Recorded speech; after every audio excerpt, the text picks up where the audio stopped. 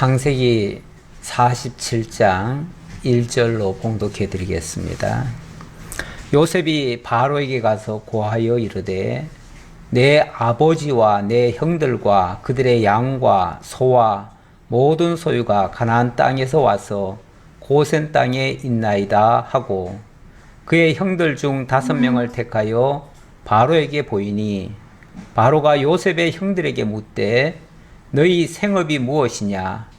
그들이 바로에게 대답하되 종들은 목자이온데 우리와 선조가 다 그러하니이다 하고 그들이 또 바로에게 고하되 가나안 땅에 기근이 심하여 종들의 양떼를 칠 곳이 없기로 종들이 이곳에 거류하고자 왔사오니 원하건대 종들로 고센 땅에 살게 하소서. 바로가 요셉에게 말하여 이르되 내 아버지와 형들이 내게 왔은즉 애굽 땅이 내 앞에 있으니 땅의 좋은 곳에 내 아버지와 내 형들이 거주하게 하되 그들이 고센 땅에 거주하고 그들 중에 능력 있는 자가 있거든 그들로 내 가축을 관리하게 하라. 요셉이 자기 아버지 야곱을 인도하여 바로 앞에 서게 하니 야곱이 바로에게 축복하며 바로가 야곱에게 묻되 내 나이가 얼마냐? 야곱이 바로에게 아뢰되 내 나그네 길의 세월이 130년이니이다. 내 나이가 얼마 못되니 우리 조상의 나그네 길에 연조에 미치지 못하나 험악한 세월을 보내었나이다 하고 야곱이 바로에게 축복하고 그 앞에서 나오니라. 아멘. 10절까지 봉독해 드렸습니다.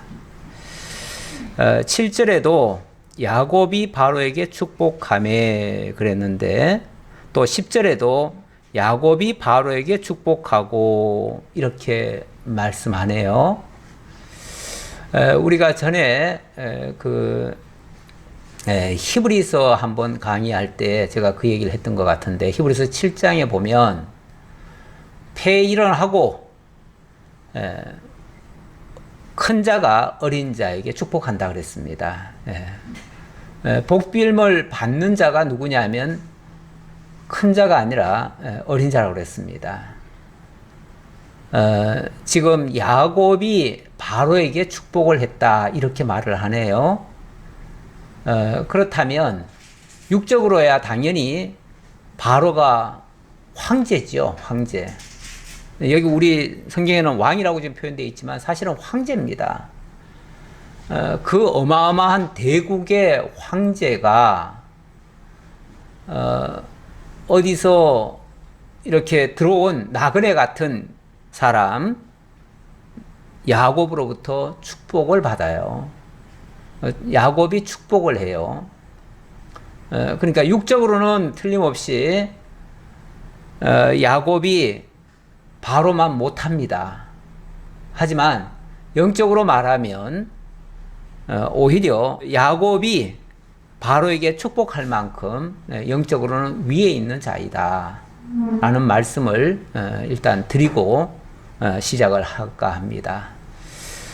지금 요셉이 결국은 애굽의 전체를 다스리는 총리가 되어졌는데 그거 역시도 바로가 지난번에 자기 입으로 한 말처럼 왕좌만 내가 더 높지 실질적인 통치는 네가 하는 거다. 그러니까 네가 더 높다 그 얘기죠. 그러니까 요셉이 실질적인 통치자가 된 거죠. 그리고 그 요셉 위에 사실 또 야곱이 있는 겁니다. 결국은 야곱이 결국은 이 바로까지도 지배할 수 있는 영적으로는 그런 위치에 있다라는 사실을 말씀드리고 우리 하나님께서는 결국은 이 요셉으로 하여금 애굽 전역을 다스리면서 그의 아버지가 오히려 통치자인 것처럼 이렇게 지금 표현이 되어 있다라는 말씀 드리고 싶습니다.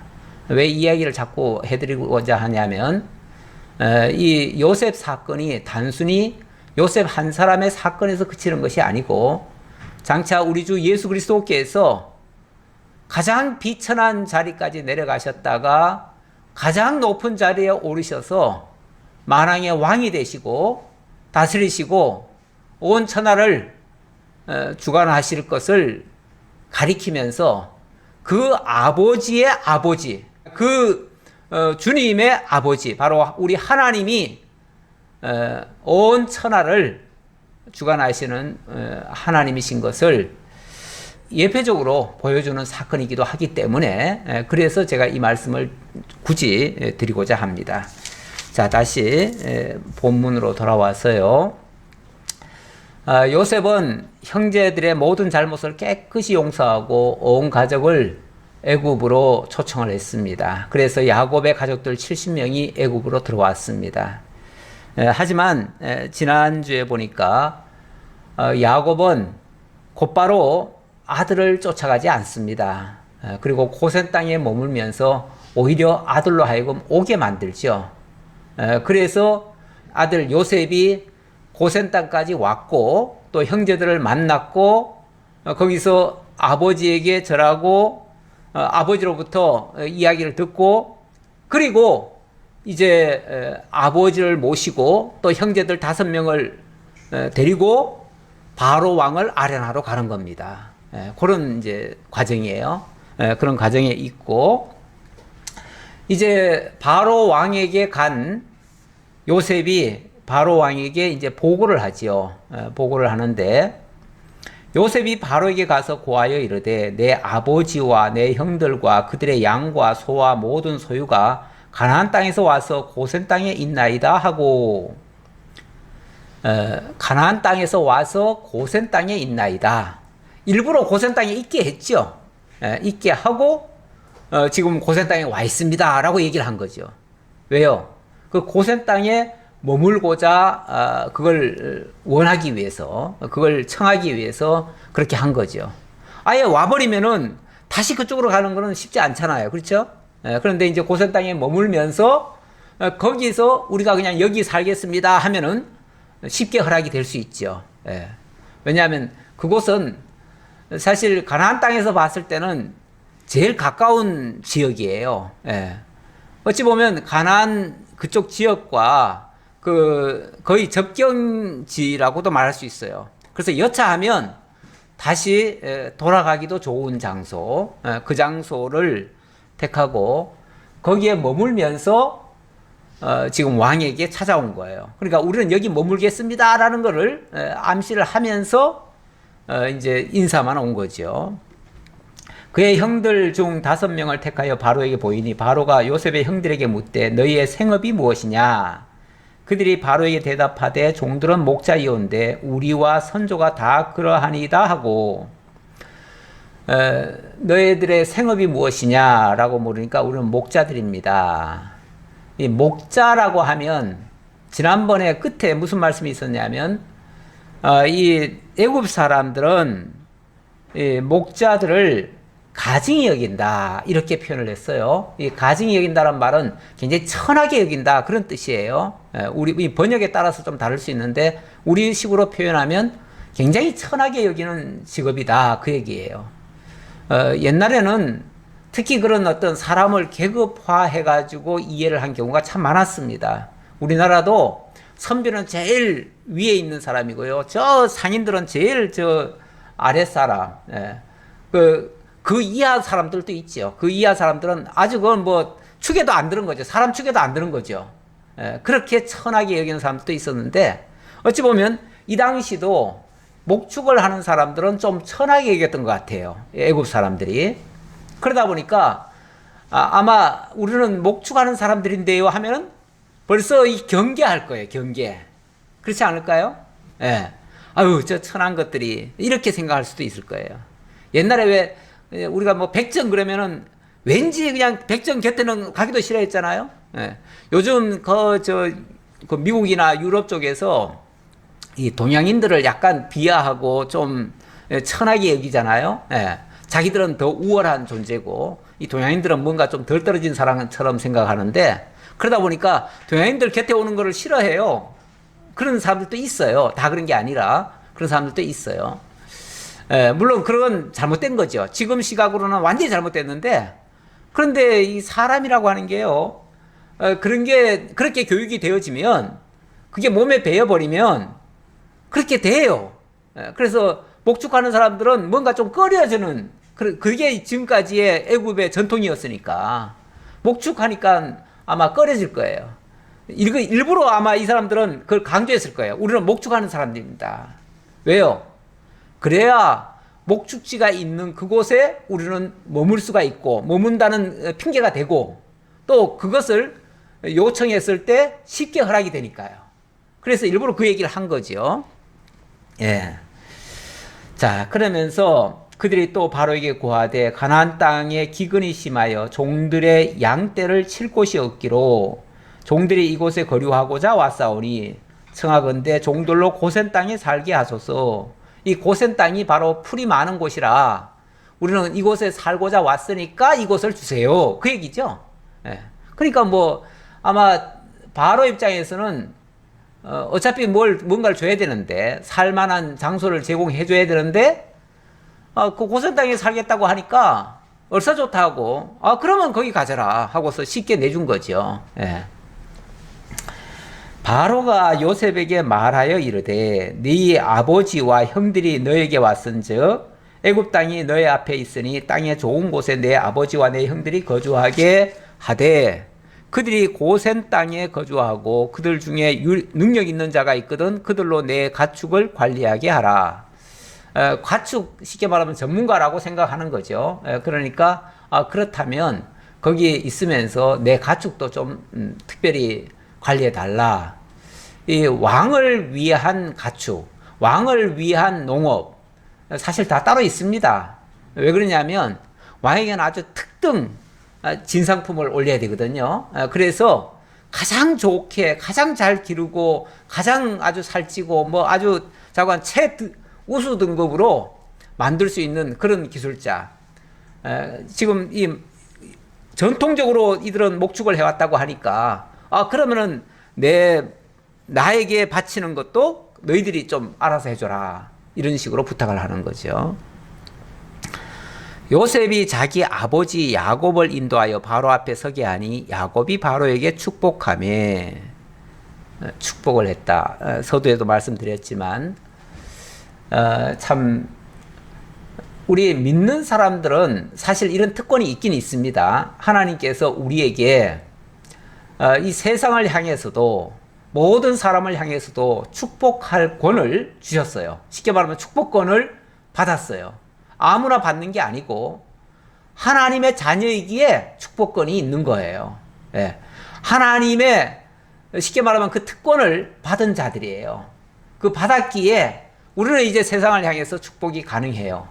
근데 세상은 그들은 축복한다고 해가지고 축복이 되지 않습니다. 축복이라고 하는 거는 하나님께서 그런 권한을 주셔야 되는데 바로 믿는 자들은 그런 축복권을 쉽게 말하면 그 복을 받은 사람들이에요. 복을 받았기 때문에 남에게도 빌어줄 수 있는 그런 권리가 주어졌다. 그런 의미에서 야곱은 바로까지도 축복하게 되는데 영적으로 말하면 제가 서두에 말씀드린 것처럼 바로 하나님께서 결국은 바로까지도 뭐 다스린다는 표현은 좀 맞을지는 모르지만 어쨌든 영적으로는 더 위에 있는 자로서 축복함으로써 결국은 이 다스린다고 하는 거는요 힘이나 어떤 무력이나 이런 걸로만 다스리는 걸 다스린다고 하지 않고요 세상은 그게 다스린다고 생각하지요.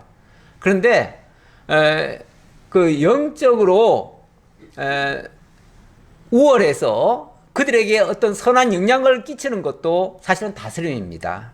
그러니까 다스린다고 하는 거는 꼭 뭐 힘이나 어떤 물질이나 이런 것뿐이 아니라 영적인 지배력도 결국은 다스림이에요.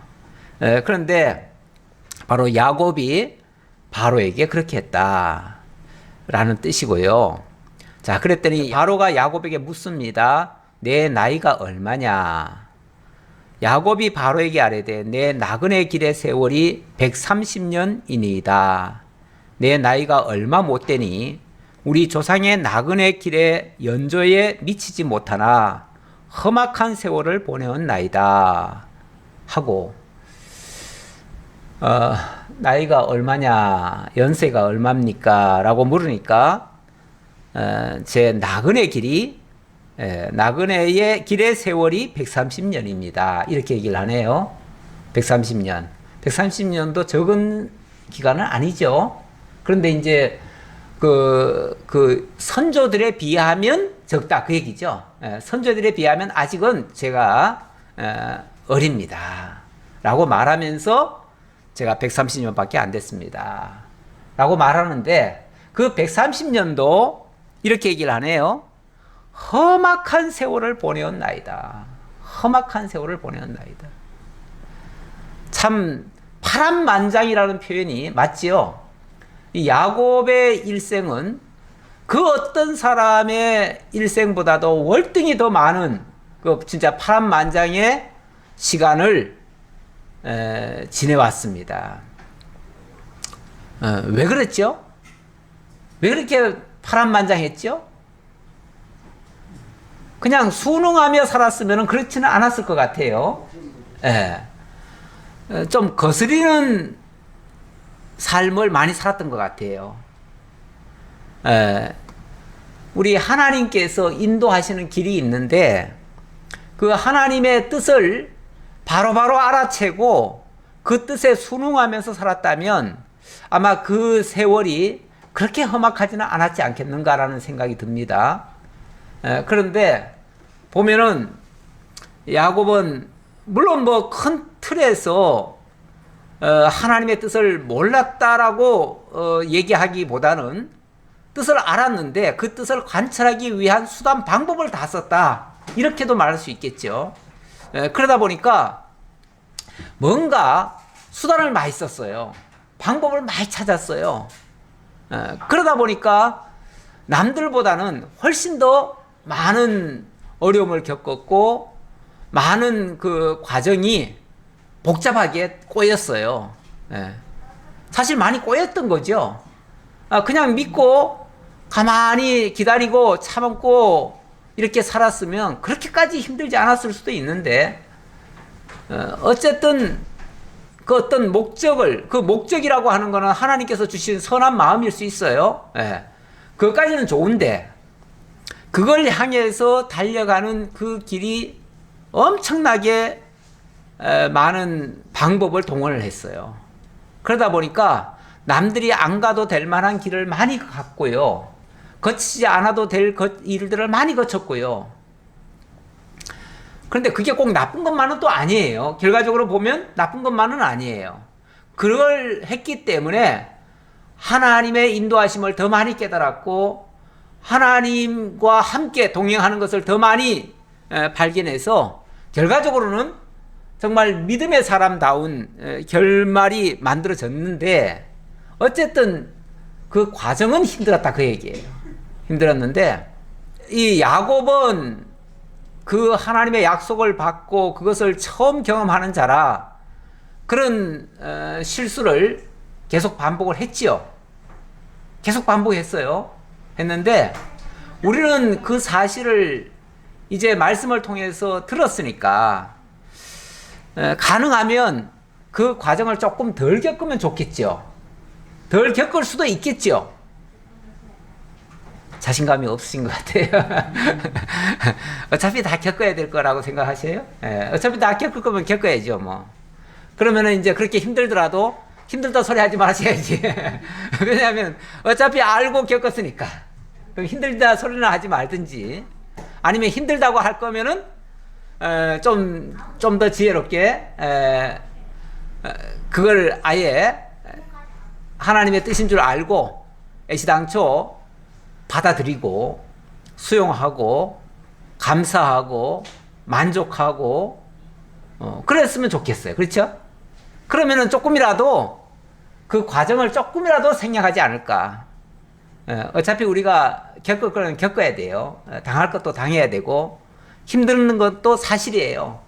어차피 그 터널을 안 거치고는 그 밝은 태양을 볼 수가 없어요. 그래서 다 거치기는 거치는데, 거치는 동안을 이해를 잘 하면 그게 힘들다라고만 생각하는 게 아니라 마땅히 거쳐야 될 거라고 생각하고 그냥 받아들이는 거죠. 감사함으로 그걸 이겨내는 거죠. 그렇게 되면 그 고통이 좀 덜하지 않겠는가.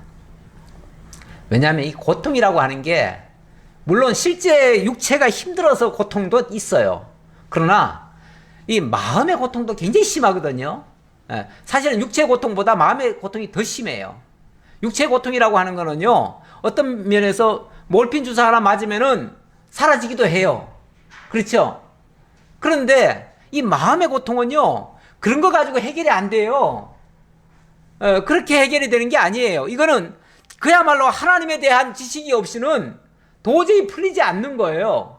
아무리 자기 체면 걸고 자기가 나는 이런 걱정하지 말아야지, 이런 생각하지 말아야지, 아무리 자기 주문을 외워도 해결되지 않아요. 해결되지 않는데 하나님의 뜻으로 받아들여지면, 하나님의 인도하심인 줄 깨달아지면 그때는 봄눈 녹듯이 사르르 없어지기도 해요. 그러니까 이거는 하나님을 아는 지식과 비례한다, 이렇게도 볼 수 있어요. 그러니까 하나님을 알면 아는 만큼 그 고통은 줄어들 수 있고, 그 불편한 마음, 그 괴로운 것은 사라질 수도 있다. 그러니까 어차피 거칠 거라도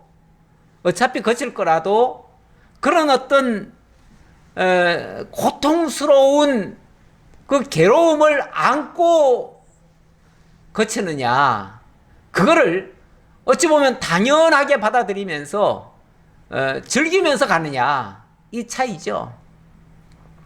이번에 그 올림픽에서 보니까 그 윈드 서핑 같은 거 있잖아요. 뭐 저는 다 본 건 아닌데, 그 파도 같은 거, 바람, 파도, 이런 것들을 잘 타는 사람과 못 타는 사람의 차이는요, 잘 타는 사람은 파도가 크면 클수록, 바람이 세면 셀수록 그걸 이용을 해가지고 그걸 통해서 더 쉽게, 더 멋지게 여행을 해요.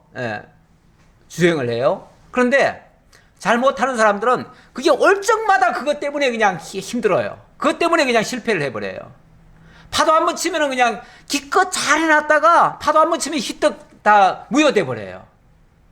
그 서핑은 그렇더라고요. 제가 그 룰을 보니까 멋진 그 주행을 하다가 파도에 휩쓸려가지고 한번 실패를 해버렸어요. 실패를 하면 그 전에 멋지게 했던 모든 것들이 다 무효가 된다네요.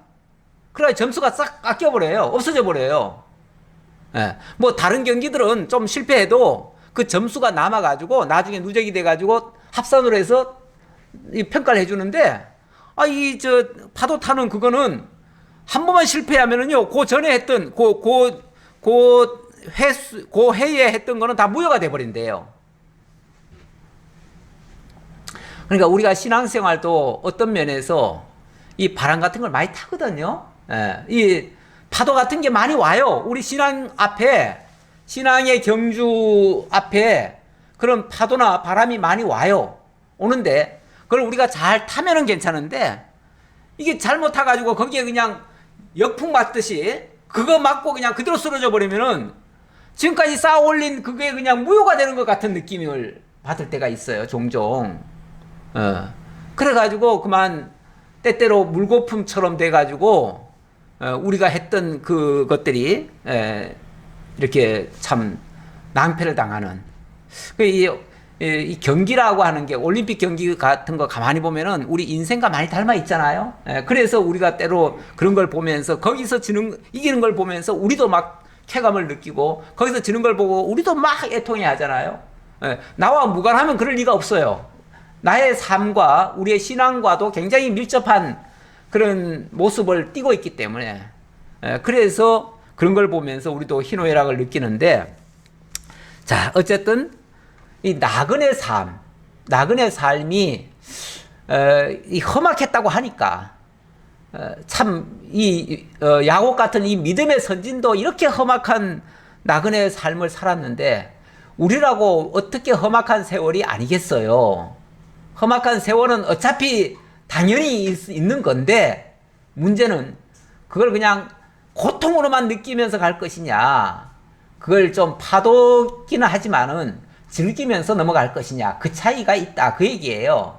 그게 이제 신앙의 힘으로 극복하느냐 못하느냐 차이죠. 우리는 그나마 우리는 신앙을 가진 자들이에요. 이 신앙이라고 하는 거는요, 신앙이 없는 사람은요, 하다 안 되면 그냥 포기하고 끝내버려요. 그런데 신앙이 있는 사람은요,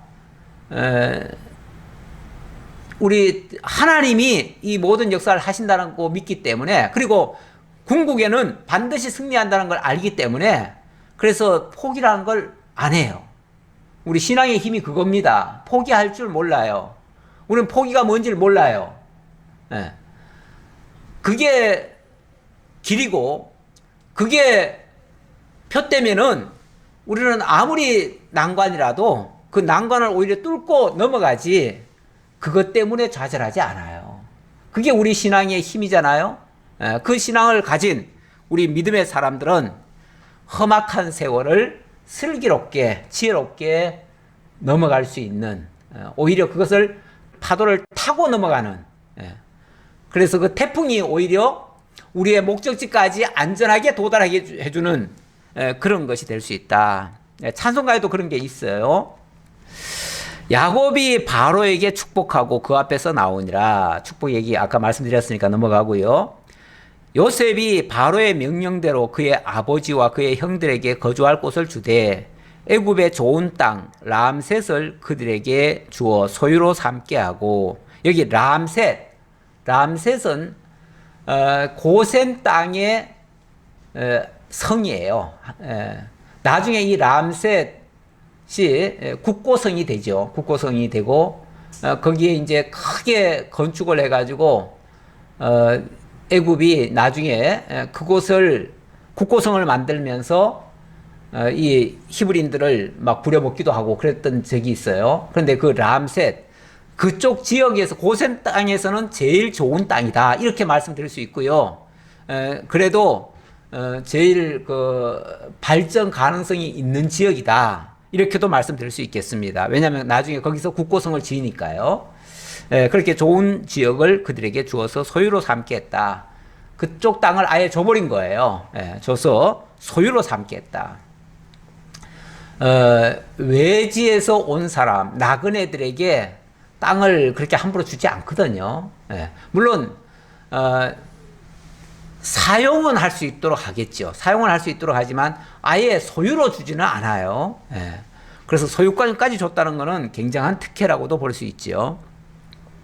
또 그의 아버지와 그의 형들과 그의 아버지의 온 집에 그 식구를 따라 먹을 것을 주어 복량하였더라.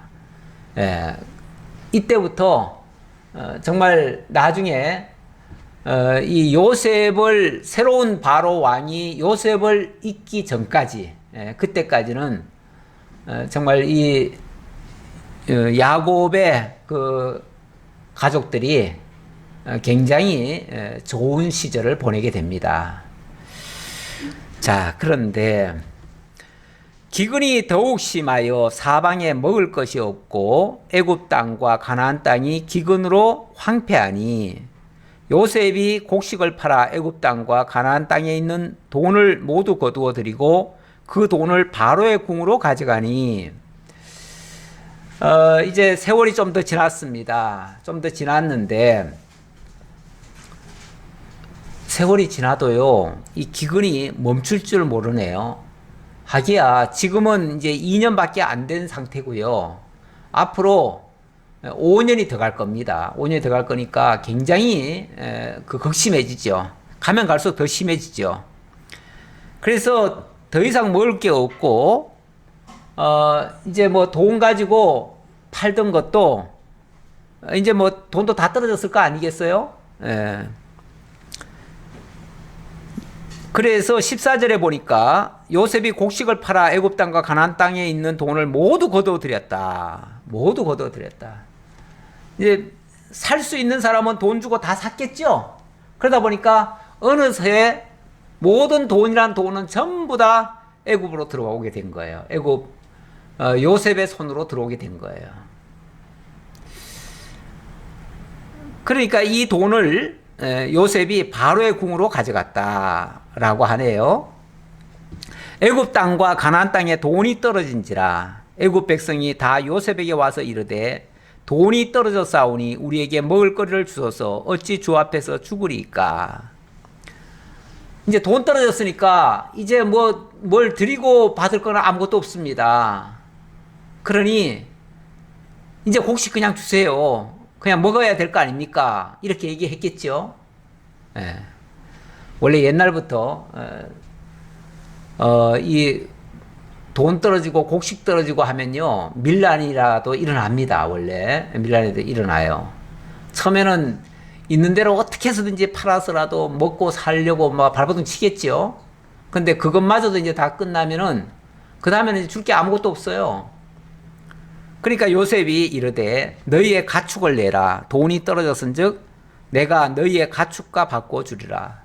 여기는 물론 가축이라고 했지만 아무거나도 가져와라. 아무거나도 가져와라. 그렇게 했겠죠. 예. 뭐 있으면 있는 대로 다 가져와라. 그랬겠죠. 그러니까 하나하나씩 다 가져오겠죠. 뭐라도 가져오죠. 그래서 그걸로 바꿔주면서 어쨌든 먹고 살긴 했어요. 그들이 그들의 가축을 요셉에게 끌어오는지라 요셉이 그 말과 양떼와 소떼와 나귀를 받고 그들에게 먹을 것을 주되 곧 그 모든 가축과 바꾸어서 그 해 동안에 먹을 것을 그들에게 주니라. 이렇게 해서 또 한 해는 무사히 넘어갔네요. 넘어갔는데 18절 그 해가 다가고 새해가 되매 무리가 요셉에게 와서 그에게 말하되 우리가 주께 숨기지 아니하나이다. 주께 숨기지 아니하나이다. 이 말은 우리 이제 가축도 다 떨어지고 돈은 진작 다 떨어졌고 정말 이거 어디 숨겨놓고 하는 말 아닙니다. 진짜입니다. 이 진짜 이제 있는 거 아무것도 없습니다. 그 얘기죠. 있는 거 아무것도 없습니다. 그렇죠. 해가 바뀌었는데 도무지 나아질 모습이 안 보여요. 도무지 나아질 이제 사람들이 그래도 해가 바뀐다고 하는 거는 올해는 이럭저럭 다 힘들게 지나갔지만 내년은 좋을 거야 라는 기대가라도 있는데 새해가 바뀌었는데도 똑같더라. 전혀 나아지는 게 없더라. 그러니까 이제 떼쓰는 거예요. 어찌 보면 우리는 숨기지 않습니다. 우리의 돈이 다하였고 우리의 가축대가 주께로 돌아갔사오니 주께 낼 것이 아무것도 남지 아니하고 우리의 몸과 토지뿐이라. 우리의 몸과 토지뿐이라. 그럼 요셉은 뭐라고 말할까요? 그럼 그거라도 내. 그거라도 내. 몸과 토지라도 내. 그 말이죠. 아유, 이거 보면은 요셉이 지금 무슨 꿍꿍인지는 모르겠는데, 그쵸? 너무 잔인하지 않나요? 국가의 지도자가 국민들이 지금 못 살겠다고 아우성치는데 있는 거 다 내놔.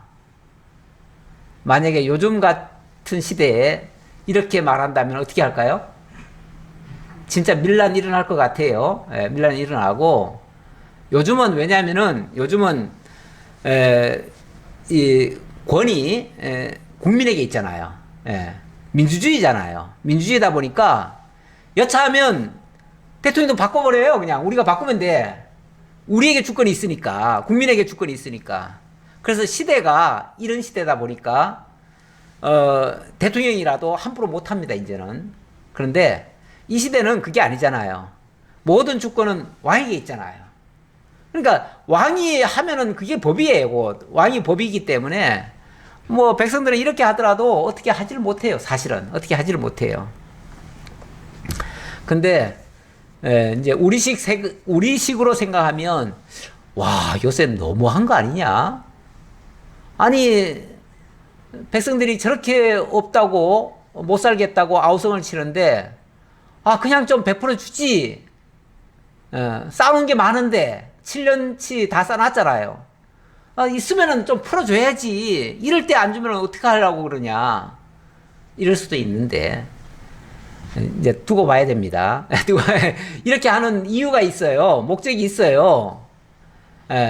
요셉이 이번 기회에 그냥 몽땅 다 빼앗아 먹어야지 이런 식이 아니에요. 이런 목적에서 하는 게 아니에요. 예. 만약에 그렇다면 그건 정말 나쁘지요. 나쁜데 단순히 그렇게만 하는 것은 아니고요. 19절 우리가 어찌 우리의 토지와 함께 주의 목전에 죽으리까. 우리 몸과 우리 토지를 먹을 것을 주고 사소서. 우리가 토지와 함께 바로의 종이 되리니 우리에게 종자를 주시면 우리가 살고 죽지 아니하며 토지도 황폐하게 되지 아니하리이다. 그러면 이거라도 받고 우리 먹을 거 주세요 라는 거죠. 이건 최후의 어찌 보면 수단이죠.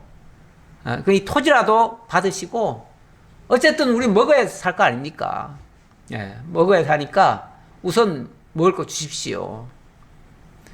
그래서 어떻게 됐는가? 결국 자발적으로 다 내놓은 셈이 돼버렸어요. 그렇죠? 20절 그러므로 요셉이 애굽의 모든 토지를 다 사서 바로에게 바치니 애굽의 모든 사람들이 기근에 시달려 각기 토지를 팔았음이라. 땅이 바로의 소유가 되니라. 애굽의 모든 땅이 다 누구 것이 됐다? 바로의 소유가 되어버렸다. 그렇다면 그 전에는 어떻게 됐었다요? 개인 소유였다는 얘기죠. 원래 왕정시대 때 개인 소유가 있었을까 싶은데 뭐 개인 소유도 했으면 하는 거죠. 근데 분명히 개인 소유였던 것 같아요. 개인 소유였는데 이 모든 것을 특히 땅이라고 하는 것을 모두에게 개인 소유로 하고요. 힘 있는 자는 많이 차지하게 하고 없는 사람은 빌부터 살게 하고 이러놓으면요. 정말 부익부 빈익빈 현상이 많이 일어납니다. 지금 시대는 이 민주주의, 특히 자유민주주의 시대에 우리가 살다 보니까 뭐 있는 사람이 더 가지고 없는 사람이 못 가지는 거야 당연한 거 아니냐? 없는 사람은 원래 뭐 게으르거나 돈을 못 벌었으니까 뭐 없는 거 아니냐? 그러니까 있는 사람은 더 가지는 게 당연하고 없는 사람은 없는 게 당연하지. 이렇게 생각합니다. 그게 마치 당연한 것처럼 생각해요. 그런데 그게 당연한 것만은 아니에요. 당연한 것은 아니에요. 우리 하나님은 온 인류에게 사실은 공평하게 살도록 하신 거예요.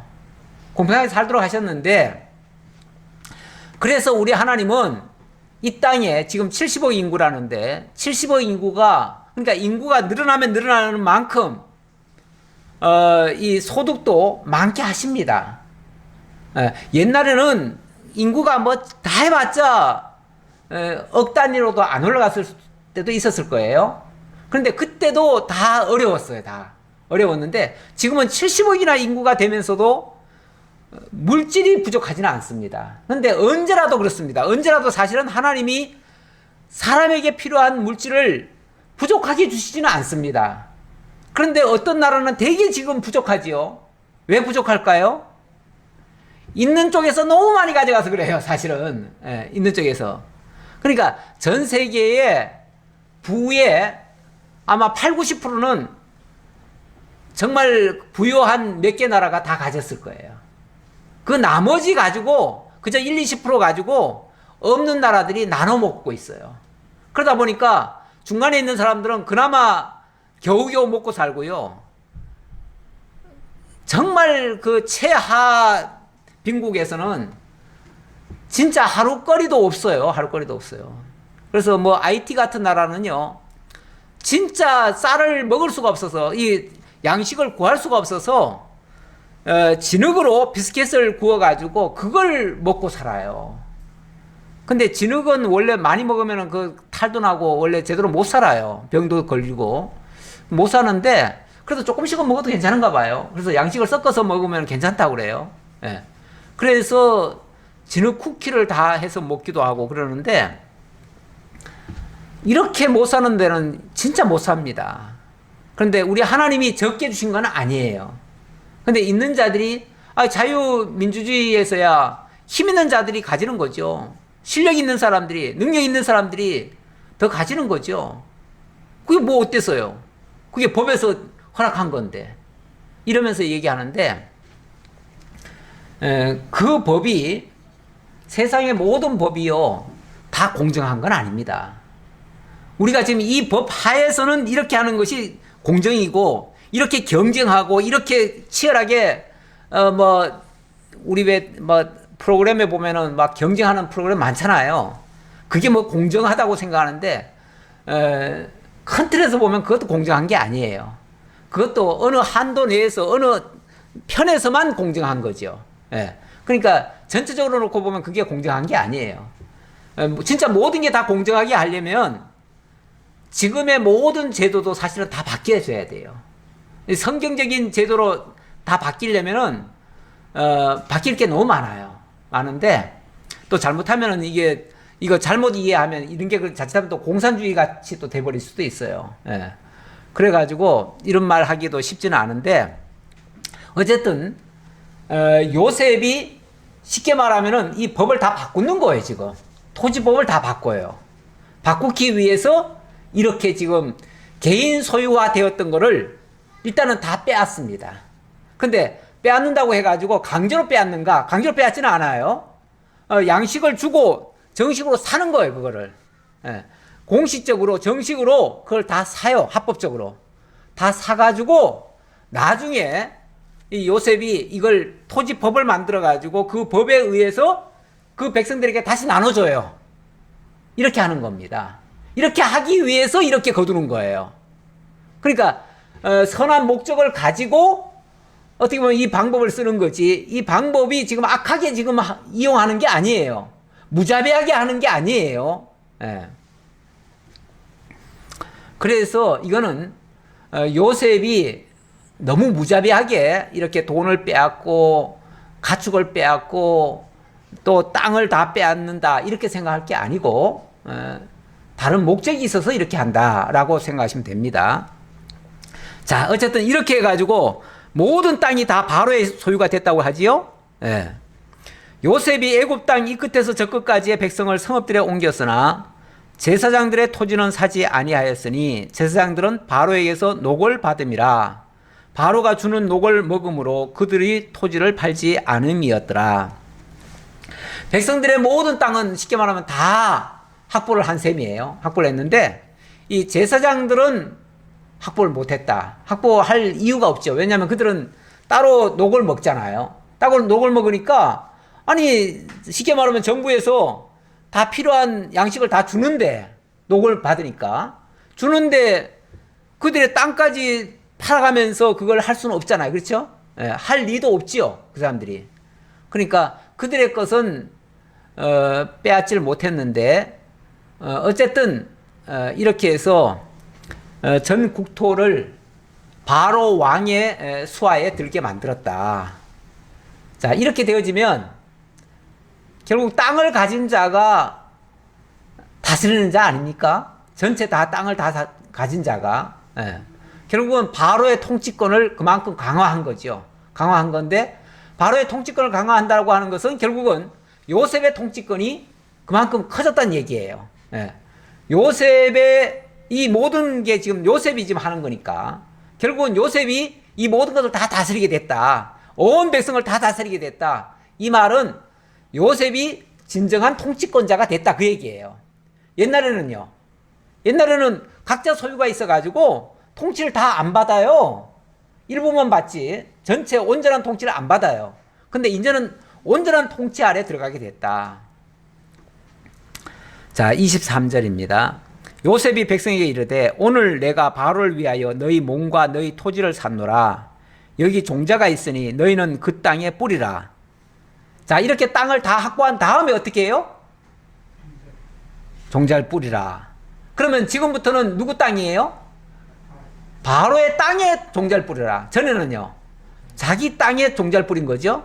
근데 이제는 바로의 땅에 종자를 뿌리라. 그러니까 바로의 땅에 종자를 뿌리려니까 어떻게 주겠어요? 땅을 골고루 나눠주는 거죠. 자, 이제부터는 너들 땅이 아니야. 이거는 다 이제 바로 왕의 땅이야. 그러니까 이 바로 왕의 땅을 너희들이 할 만큼 너희들이 농사를 짓 때 거기다가 이제부터는 이제 정부에서 쉽게 말하면 종자를 다 준다. 주고 거기서 나오는 곡식 그것은 이제 일부 세금을 내고 나머지는 너희들이 가져라. 이렇게 하는 거예요. 그러면서 추수의 5분의 1을 바로에게 상납하고 5분의 4는 너희가 가져서 토지의 종자로도 삼고 너희의 양식으로도 삼고 너희 가족과 어린 아이의 양식으로도 삼으라. 굉장히 큰 자비 아닐까요? 옛날에 그 당시에 다른 나라들의 그런 어떤 그 세금 거두는 그런 걸 보니까요, 농사를 지으면 아주 심하게는요, 절반씩 뺏어가는 나라들도 있대요. 아마 우리나라도 일제시대 때 일본에게 거의 절반 빼앗기지 않았을까 싶어요.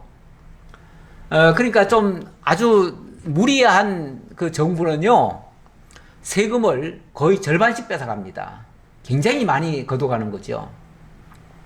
그래서 세금 주고 나면요, 얼마 없는 거예요. 왜냐하면 많이 정말 품을 들여가지고 농사 지어 놨는데 절반이나 뺏어가 버리면은 거의 결국은 다 뺏어가는 셈이나 마찬가지예요. 왜냐하면 나머지는 다 비용으로 또 처리될 거 아니에요. 근데 그 비용 쓰고 뭐하고 하면은요, 진짜 남는 게 없는 거예요. 그러니까 실컷 농사 지어가지고 정부에 뺏기고 나머지는 겨우 먹고 살면 다행이에요. 그러니까 맨날 해마다 농사 지어도요, 해마다 이 춘공기가 되면은 진짜 먹을 게 없어요. 예. 사실은 그 전에 농사 지은 걸로 충분히 먹어야 되거든요. 원칙은 먹어야 되는데 절반이나 다 뺏기니까 더 먹을 게 없는 거예요. 그래가지고 힘들었던 거예요. 옛날에 우리나라도 굉장히 힘들었어요. 그런데 좀 옳지 않은 그 나라 같으면요, 이렇게 국민들을 수탈을 해요. 예, 많이 빼앗아 가요. 그런데 다 정부 거예요. 땅도 정부 거예요. 종자도 정부 거예요. 근데 정부가 다 대주면서 5분의 1만 바쳐라. 나머지 5분의 4는 너희들이 다 먹어라. 5분의 4. 5분의 4면은 상당한 겁니다. 80%를 먹으라는 거예요.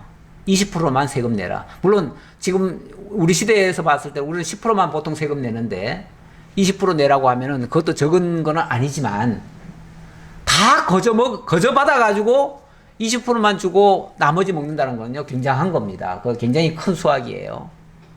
이거는 요셉이 무리하게 하는 게 아닙니다.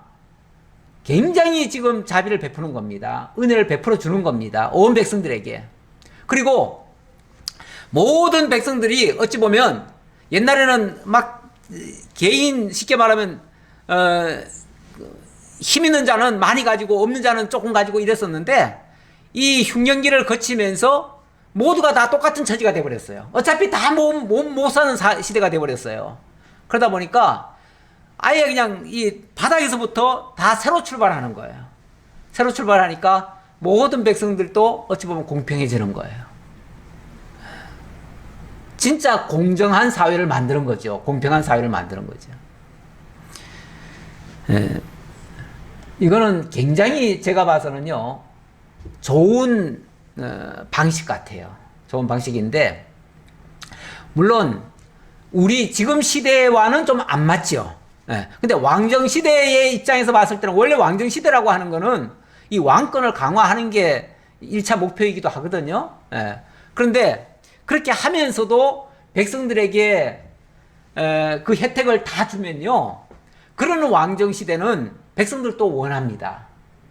백성들이 왕정시대라고 해가지고 무조건 거부하는 게 아니고요, 왕정시대에 왕이 너무 과도하게 백성들을 못 살게 구니까 힘든 거지, 아니 백성들을 돌보고 모든 것들을 다 공평하게 이렇게 해주면요, 사실 공평하기만 하면요 5분의 4 가지고도 충분히 삽니다. 충분히 사는 정도가 아니라 굉장히 그 여유롭게 사는 겁니다. 풍요롭게 사는 거예요. 그러니까 이거는 엄청나게 지금 자비를 베푸는 것이고, 오히려 불공평한 나라의 백성들을 다 공평하게 만드는 그런 아주 좋은 제도예요. 그랬더니 25절, 그들이 이르되 주께서 우리를 살리셨사오니 우리가 주께 은혜를 입고 바로의 종이 되겠나이다. 보세요. 그들의 입에서 무슨 말이 나옵니까? 못 살겠다는 말이 나오는 게 아니고 우리가 주께 은혜를 입었다, 이렇게 얘기를 합니다. 주께서 우리를 살리셨다, 이렇게 얘기를 합니다. 이거 살려준 겁니다. 그 기근 시에 그때는 물론 다 뺏기는 듯한 느낌이기도 했지만은 어쨌든 살게 해줬잖아요. 그리고 다 뺏겼는데 다시 쓸 수 있도록 또 해주니까 이거는 살려준 거죠. 살려준 거고 오히려 또 풍요롭게 만든 거죠. 그래서 그렇다면 우리가 자발적으로 전부 다 바로의 종이 되겠나이다. 종은 무조건 나쁜가요? 종은 무조건 자유도 없고 무조건 그래서 종은 나쁜 건가요? 종도요, 진짜 성군 아래에서는요, 종 되는 것도 좋습니다. 그렇지 않나요?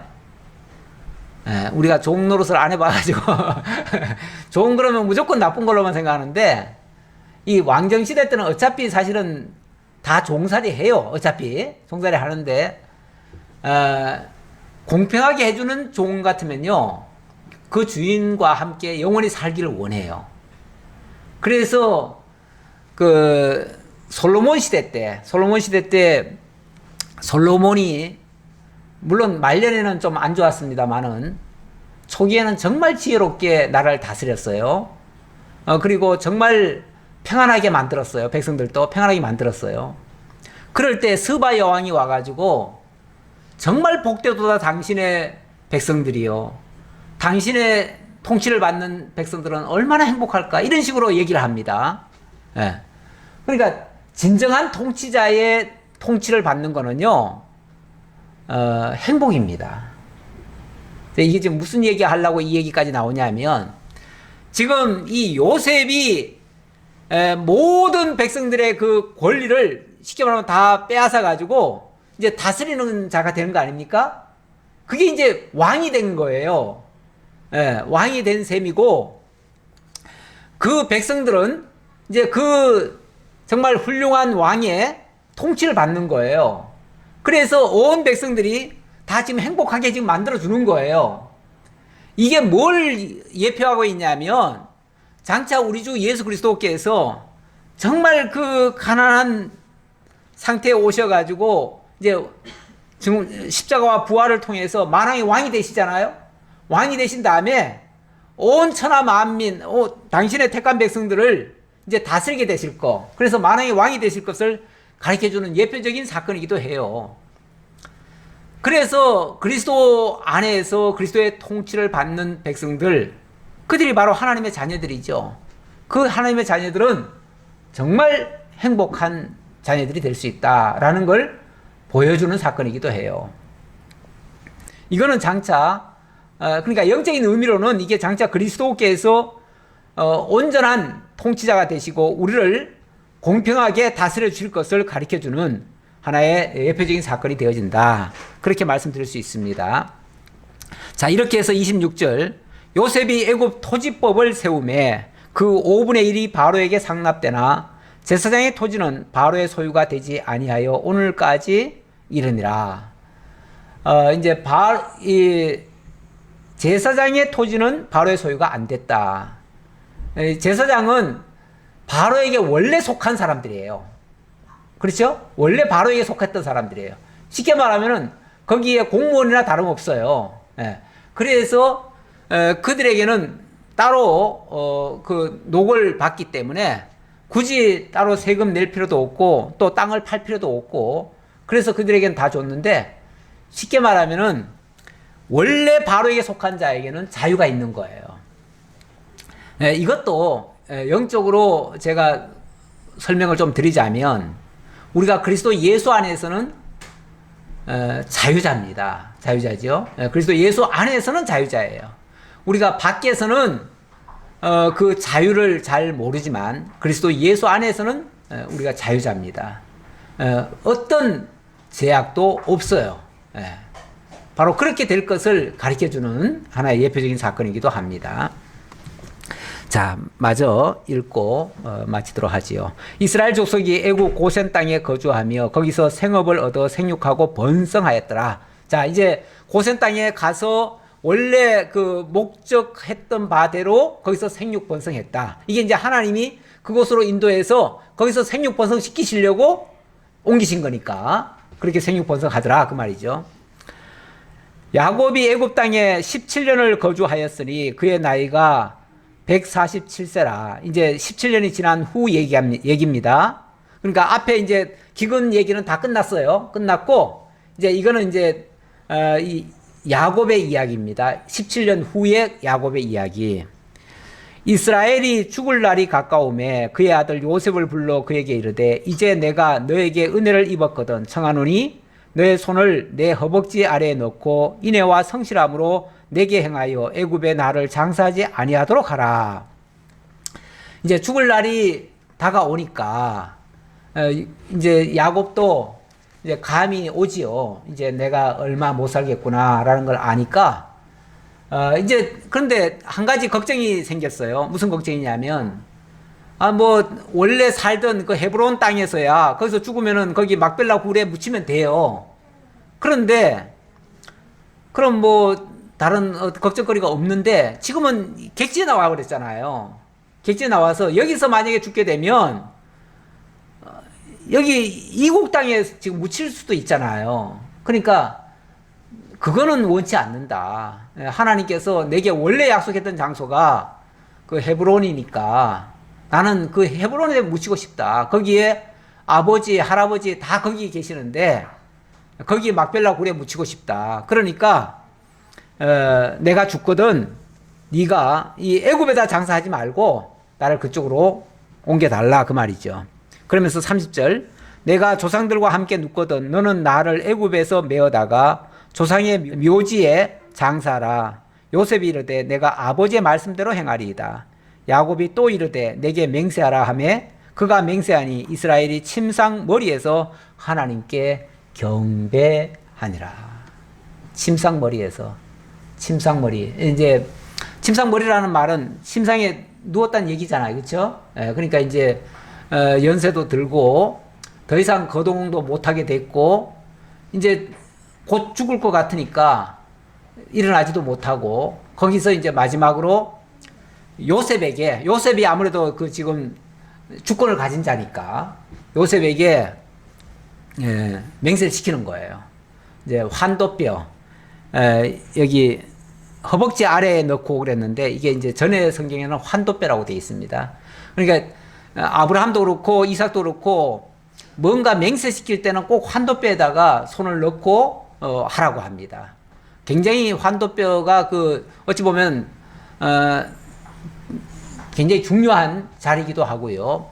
그게 생명과 밀접한 관계가 있습니다. 그 생육 번성에도 관계가 있고요. 그래서 거기다가 손을 넣고 맹세를 시킵니다. 만약의 경우 그 약속을 어긴다면은 생명이 끊어질 수 있다라는 걸 하나의 그만큼 이제 중요성을 부여하는 거죠. 그래서 맹세를 시켰다. 그리고 하나님께 경배했다. 경배했다는 말은 그동안에 하나님이 인도해 주신 것에 대한 감사죠. 감사. 이제 하나님 앞에 가는 것도 이제 감사예요. 사실은 이제 때가 돼서 하나님 앞에 가는 것은 사실은 감사한 일입니다. 감사한 일인데 우리가 너무 어떤 잘못된 상태에서 어려움을 겪으면 그거는 참 고통스럽지만 이렇게 정말 할 일 다 하고 진력해서 그러니까 진을 다하고 그리고 하나님께로 가는 거는 정말 감사한 일이죠. 이렇게 해서 하나님께 경배하며 이 장면을 마무리합니다. 기도하겠습니다. 아버지 하나님 감사합니다. 오늘도 하나님의 은혜의 섭리를 다시 한번 깨달았습니다. 참 복잡하고 세상은 참 험악한 일들이 많습니다. 야곱이 고백했듯이 이 세상 참 험하게 살아왔던 야곱입니다. 우리도 이 세상살이가 만만치 않습니다. 참 험악한 세월을 많이 경험합니다. 하지만 아버지 하나님 정말 하나님의 섭리를 깨달으면 하나님의 인도하심을 기억하면 감사할 것밖에 없습니다. 그리고 하나님 경배할 것밖에 없습니다. 그러한 믿음으로 슬기롭게 이 현실을 극복하고 이겨낼 수 있는 저희 모두가 되게 하옵소서. 감사드렸고 예수님 이름으로 기도하옵나이다. 아멘.